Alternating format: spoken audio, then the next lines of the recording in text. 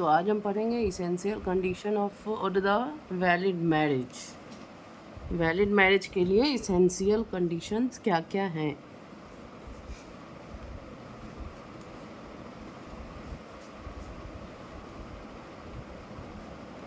according to the section 5 of Hindu Marriage Act 1955, following are the essential of the valid marriage। तो valid marriage के लिए क्या क्या है वो आगे इसी में दिया हुआ है।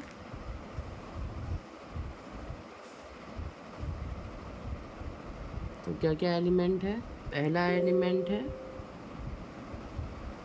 First one is neither party has a spouse living at the time of the marriage. मतलब शादी के टाइम वो दोनों पार्टी में से किसी भी पार्टी का स्पाउस जो है, मतलब उसका पार्टनर जो है वो जिंदा ना हो, मतलब उस दोनों में से किसी का भी पति पत्नी जो है वो जिंदा ना हो या फिर उसके साथ में वो ना हो। दूसरा क्या कहता है, at the time of marriage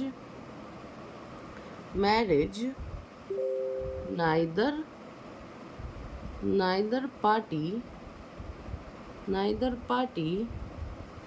क्या is incapable of giving a valid consent to it in consequence of unsoundness of mind। और इसमें कह रहा है कि शादी के समय नाइदर पार्टी, मतलब दोनों पार्टी में से कोई एक, is incapable of giving valid consent, मतलब दोनों में से कोई पार्टी जो है वह वैलिड कंसेंट देने में असमर्थ है, या वो जो है कंसिक्वेंस है अनसाउंडनेस ऑफ माइंड से, मतलब जैसे दिमागी तौर पे जो बीमार होता है या उसको समझ नहीं होता है, उससे वो ग्रसित है, तो वो जो है वो दोनों पार्टी वो वैलिड नहीं माना जाएगा। अगर ऐसा कुछ है तो दोनों जो है फ्री कंसेंट देने के लिए दोनों तैयार होना चाहिए। दो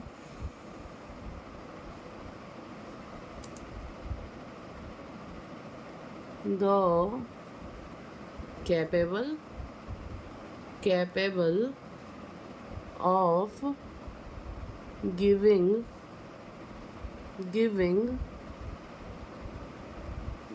a valid consent has been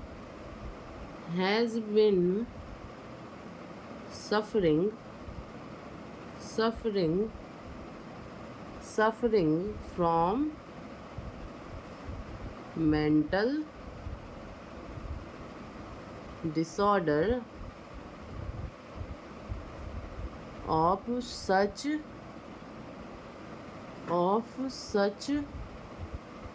kind or to such an extent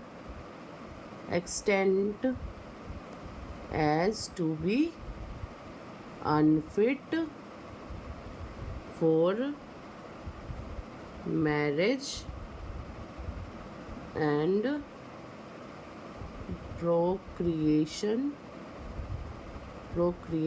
of children.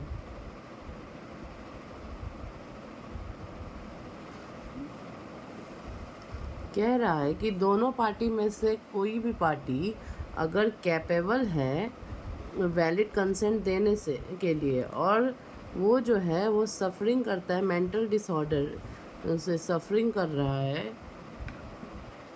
Mental disorder है उसको, तो सच काइंड जो है वो एक्सटेंड और अनफिट हो जाता है शादी के लिए और प्रोक्रिएशन ऑफ चाइल्ड, मतलब बच्चा पैदा करने के लिए और शादी करने के लिए वो इनवैलिड हो जाता है, वो वैलिड नहीं रहता है।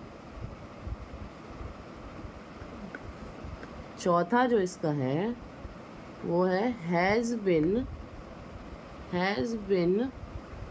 subject to recurrent attacks on insanity। अगर उस व्यक्ति को रिकरेंट अटैक आता है इंसैनिटी के ऊपर, तो वो जो है इस शादी के लिए वैलिड नहीं है, क्योंकि वो फ्री कंसेंट नहीं दे रहा है।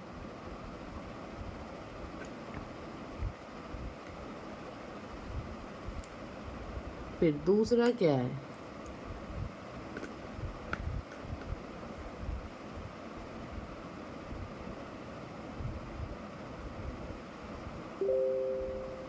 the bridegroom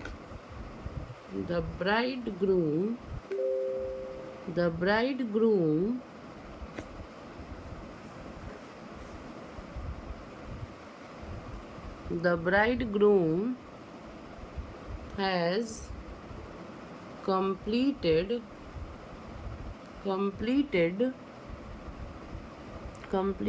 the age of 21 years and the bride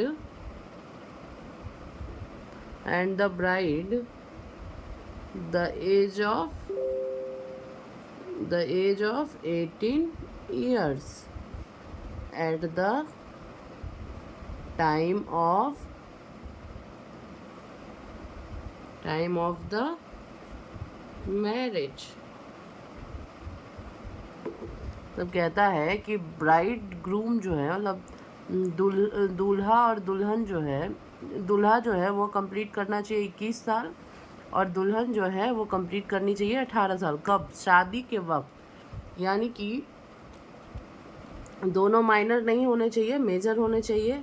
minor यानी कि माइनर फॉर बॉयज़ और ग्रूम। माइनर कब होगा? Less than 21 years. और माइनर गर्ल्स कब होगी? गर्ल्स और ब्राइड कब होगी? Less than 18 years. मतलब ये जो है बहुत इम्पोर्टेंट है। इंडिया में जो है इन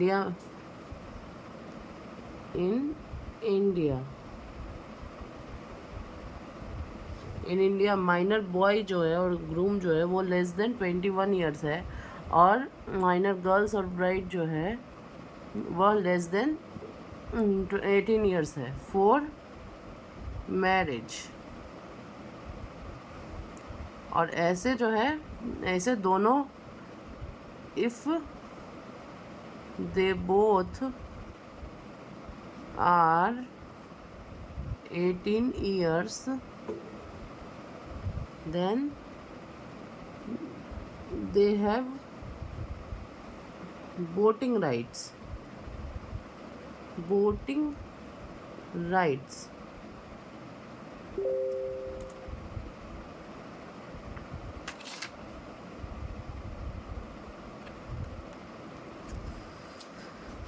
तो इसमें पता चल गया कि 18 साल और 21 साल के होने चाहिए। फिर नेक्स्ट पॉइंट क्या है? The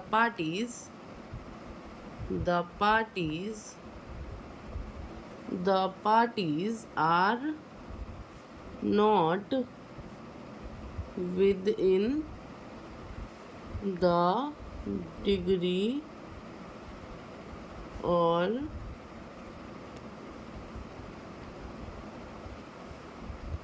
prohibited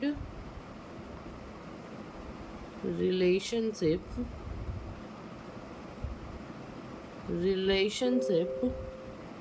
unless the custom or uses governing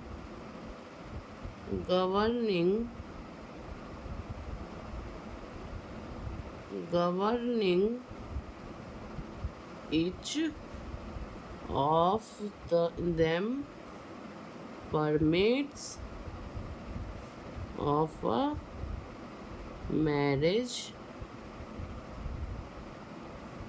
between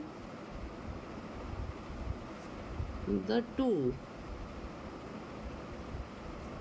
इसमें कह रहा है कि अगर दोनों पार्टी जो है, दोनों के बीच में कोई डिग्री और कोई प्रोविटेड रिलेशनशिप नहीं है, अनलेस कि कस्टम और uses governing each of them permits of a marriage between the two, मतलब जो है उसका कस्टम जो है और जो भी गवर्निंग यूज़ हो रही है वहाँ पे, वो जो है परमिट ईच ऑफ देम, दोनों तरफ से परमिट करता है या नहीं करता है, दोनों का वो भी वैलिड पॉइंट रहता है, वो भी ज़रूरी रहता है। फिर नेक्स्ट पॉइंट जो है वो क्या है? The parties are not sapinda of each other unless the custom or uses governing each of them permits of a marriage between the two। तो कह रहा है कि दोनों पार्टी जो है वो सपिंडा रिलेशनशिप में भी नहीं आने चाहिए जब तक कि वहाँ का जो कस्टम है और जो भी यूजेस गवर्निंग है वो दोनों पार्टी का वो परमिशन नहीं देता है दोनों के शादी के लिए, तो उस टाइम में भी वो वैलिड नहीं होगा। ओवरऑल देखा जाए तो दोनों सपिंडा रिलेशनशिप के अंदर नहीं आने चाहिए। सपिंडा रिलेशनशिप मतलब कि 3 पीढ़ी लड़की के side, सपिंडा relationship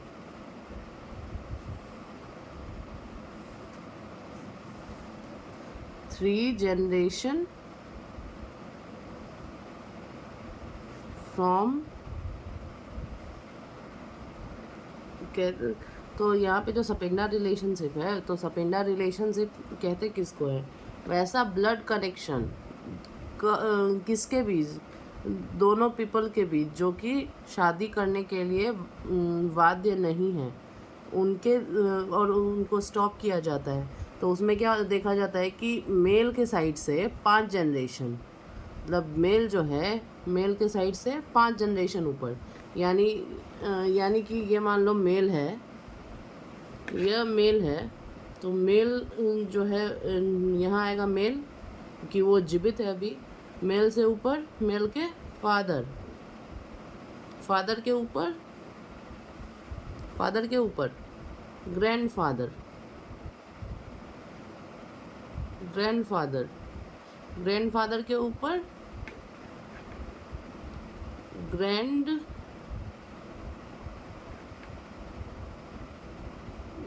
great grandfather, great grandfather,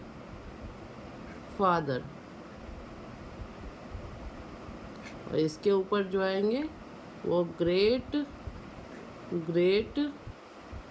grandfather. मतलब शादी करने के लिए इतना दूर जो है, इतना दूर में ये सपेंडाज होते हैं लड़कों के साइड से, और लड़की के साइड से फीमेल जो है उसके ऊपर उनकी माता जी, मदर और ग्रैंड मदर। इनके साइड से 3 जनरेशन और इनके साइड से 5 जनरेशन, दोनों के बीच में कोई रिलेशनशिप नहीं बिल्ड करेगा, नहीं शादी हो सकती है।